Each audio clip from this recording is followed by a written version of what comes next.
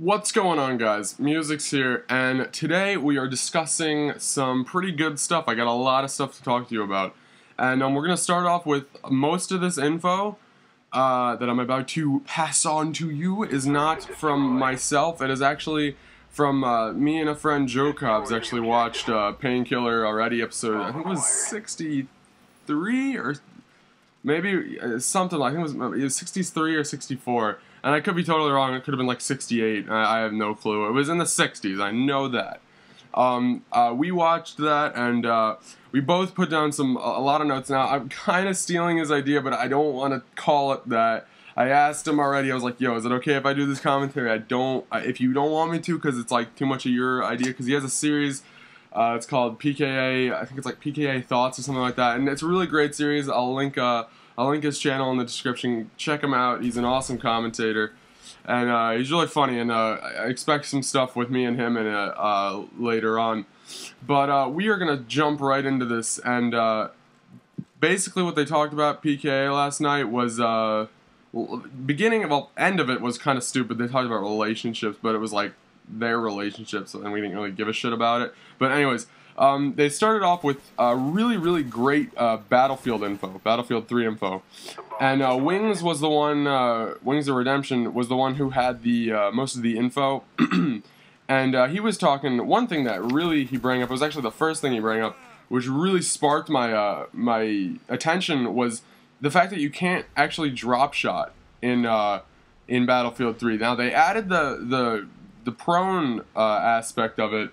And that was something that was expressed very early on in the making of the game.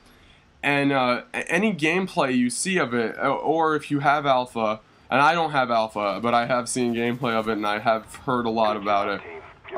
Now, when you're crawling, you can't actually, like, you need a second to reposition yourself. Like, the animation calls for about, a second or two out of your, I don't know, day or movement. I don't know how you want to put it. So I thought that was really interesting, but you can, what he said was you can dive to prone drop shot.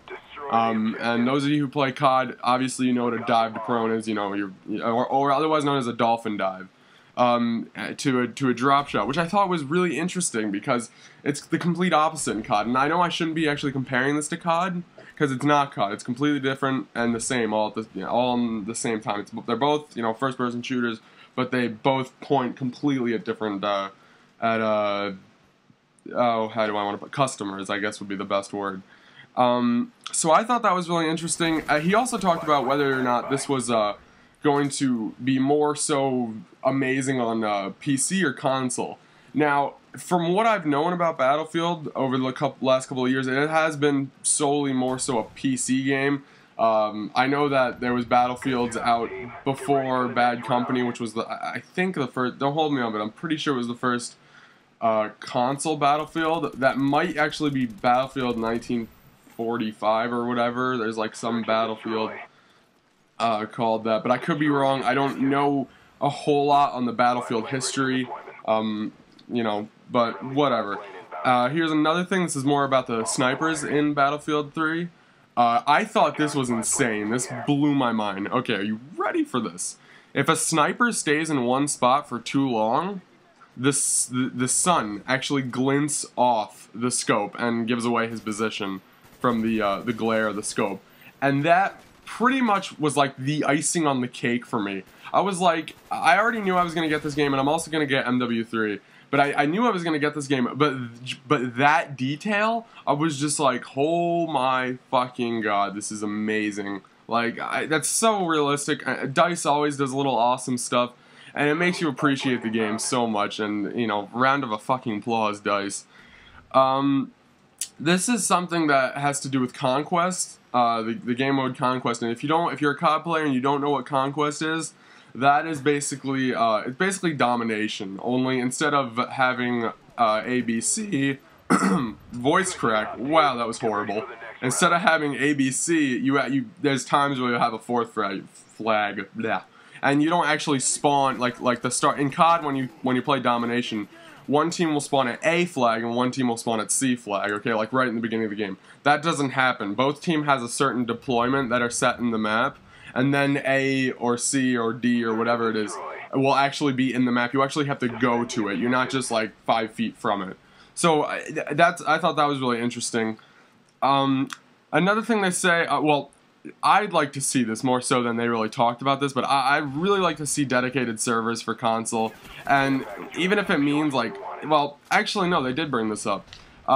Who was it? Woody was talking about, he brought a really good point up. He said that he likes to sometimes go back and play Left 4 Dead 2. Or, well, no, I'm going to say it in his quote. Okay, this is not me speaking, this is Woody. I sometimes like to go back to Left 4 Dead 2 and you know, just play online and have some fun. But if I had to pay monthly for that, for dedicated servers, odds are I wouldn't pay that because I don't go back and play every month. And now this is back to, you know, Noah talking. That actually made a lot of sense to me. That really bring up a good point. If you're a casual gamer, odds are you're not going to want to pay monthly. You know, not everybody does this YouTube stuff, and not everybody's like MLG Pro for the win. You know, I mean, it's I don't know. I don't know. I just thought that was weird. Here's something about the knifing. Knife actually, and I heard they said something about this being an MW3, which I thought was pretty interesting and kind of ballsy for COD to take, but at the same token, it really takes down the chance of getting panic knifed unless the fucker is only using me blade and he's running around with his knife out already. But the knife needs to be, like I said, needs to be pulled out. And it's also a 2-knife melee, which isn't that bad. That made a lot of sense to me.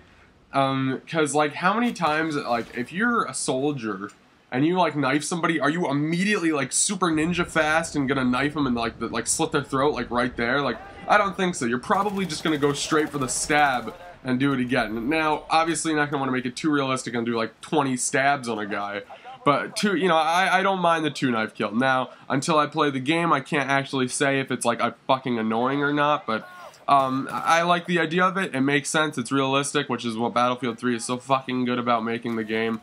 And it's not COD realistic. It's not that realistic where you're like, well, this is fucking dumb. You know, it's like Black Ops was they would try to make it so realistic, and then they ended up fucking the shit out of it. Whereas you know, Battlefield 3, it sounds like they're gonna make it realistic, but you expect that from Battlefield games. Like Battlefield 2 was great. It was awesome with realism. And so back to info about Battlefield 3. This is about the vehicles, and I thought this was sick. The treads for the tanks, I assume only for the tanks, but I could be wrong. Or the gunner can actually be disabled by a rocket, or if you're an engineer. And those of you who play COD, if you don't know what an engineer class is, basically what it is, it's you get an SMG. 95% of the time it's silenced. In Battlefield 2 it is, and in Battlefield 1 it is. You get a silenced SMG. You usually get your choice of some RPG or AT4 or something like that. And then you get a repair thing, which can a repair drill, which can repair vehicles. And that's usually about it for as far as engineer classes go. But I thought this was awesome because if you use like an AT4 or an RPG and aim it at the treads of the tank, it'll actually disable the movement of the tank, but not the gunner. But if you shoot it at the gunner, you know, same thing. Not the movement, but the gunner is disabled. And I thought that was great. Like, I mean, because sometimes, you know, I'll be playing Battlefield 2 and the fuckers will just pop up in tanks. Now, Wings said something about tanks taking like 4 shots, 4 to 5 RPGs or AT4s or whatnot to take out, which was like, whoa, man, chill out there, because that's kind of a lot, obviously. In Battlefield 2, I believe it was 3 rockets to take out a tank, depending on the size, but I'm pretty sure that's, yeah, it was 3 rockets. But my friend Jokobs, we were both watching the podcast together, and he said that it actually, and he does have the alpha version, he said that it actually depends on where you shoot the thing, the thing, where you hit where the rocket hits the tank. Now, my experience with RPGs is I've always found that when shooting them from the side of the tank, I actually do the most damage. I could be wrong. That could be just something that's like a weird, you know, I think it is, but I don't know. Again, I don't have the alpha yet, so I don't know completely about how the engineer class and taking out tanks will come out yet. Now, Woody asked a good question. He asked, what's the pace of the game like? Is it like Battlefield 2, where, you know, it's moderate to... I thought Battlefield 2 was moderate pace. Battlefield 1 was slow as shit. But I thought Battlefield 2 was moderate pace, and Wings actually responded with... he said that it feels a little bit slower at first, and I think he's just speaking, like, saying that because it's only an alpha, you know. People don't know, you know, they don't know the maps yet, so they're moving up slower. But he did say that it was a lot quicker kills, which really, you know, sparked my attention because, and I feel like it was really good, the kill speed in Battlefield 2. It was quick. It didn't take like 45 bullets like Halo to take the guy out. Now Halo, granted, you have your armor and you have all that kind of stuff, but if you're used to from what I'm hearing, it would be a lot easier to transfer over to Battlefield 3 if you are a COD player. Like, let's say you've never bought a Battlefield before, you know, you have Black Ops, you have MW3 or whatever, when this is all in the future, obviously, you know, and you decide to buy Battlefield 3. In my opinion, from what it sounds like, you won't have a problem adjusting. Now, the drop shot thing, that may take a while depending on your playstyle from COD, but if it's quick kills, decently paced, you know, you probably have to get used to the destructible cover, and you probably have to get used to the vehicles, but unless you play World of War, blah, blah, blah. Anyways, he said that, if you don't know what Rush is basically demolition. That's a game mode in Battlefield, and he said that the transitions with Rush were really fast. Now, how Rush works is, let's say the attacking team plants and destroys A and B bomb site. Instead of the game ending, they actually progress farther into the map. So A and B, well, now those A and B will be destroyed, the first ones that you destroyed. Now the attackers have to get to another point in the map, and the A and B bombs will be farther into the map, and the defenders obviously will, you know, group up around it and stuff. Now, Battlefield has always been really good about, you know, well, not really good, but from what I'm hearing for Battlefield 3, Wings said that the transitions between A and B was really fast. In Battlefield 2, I remember in Rush, if you got A and B, it was a little bit slow, because, like, you had to clear them all out of the area, and then you get, like, a memo, and then you have to go there, and it was like, ugh, this takes too long. But Joe Cobbs was telling me that, it's actually, you know, let's say you don't, like, move fast enough, or you're in, like, he said there was, like, a subway station in one of the maps or something, and I guess, like, the train will kill you or something like that because it gets, like, destroyed and is, like, derailed and shit. I don't know completely all that much. You know, one of the things that Wings bring up is he said that it was, and this was toward the end of it, but he said it was really fluent, and it was an awesome competitor with COD. And he didn't say it was going to blow it out of the water, but he didn't say it wasn't.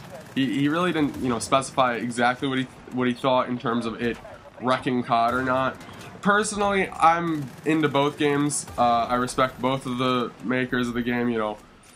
I play Battlefield more for enjoyment, and I play COD more for the YouTube stuff, which isn't that sounds kind of depressing, but at the same token, it's my choice, you know, I have fun with it. So, yeah. Guys, I think this will be the end. I'm just looking through my notes and make sure... oh, here's something.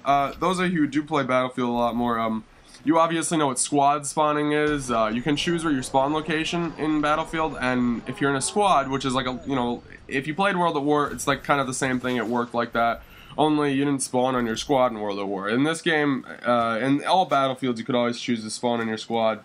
But they said that you could only spawn on your squad leader, which I thought was really weird, and Wings said this. Now, Joe Cobbs immediately disagreed when this was said, and then he said, well, I've only actually played with one other person. So I don't know how it works. I didn't really even think about that until he brought it up. Another thing is with the medic class, I think that's with the medic class, the bipods for the LMGs, if you're prone, actually work. They make your gun a lot more accurate. Wings said that the recoil is almost completely gone. And I thought that was amazing because it was just another one of those fucking this is awesome realistic things. But guys, that has been it. That is what I got from Painkiller already, episode I think 64, but again, don't hold me to it. Hope you guys enjoyed. Please leave a like. And I'm not watching the gameplay as I'm recording this. This is being recorded pre-gameplay, so it may be COD and Battlefield. I have a lot of Battlefield stuff, so it's probably going to be mostly Battlefield, but it's going to be COD first, hopefully. So guys, hopefully you liked the video. Leave a comment on what you think or expect from Battlefield 3. Also, I'm going to be bringing you guys a what's the game? From Dust Let's Play. I'm going to be starting that because that game's awesome. It's really fun. Bought it last night and decided to do a Let's Play, so I'm going to start that. But guys, hope you liked the video. Peace out. I have been Musix, and you have been informed about Painkiller already.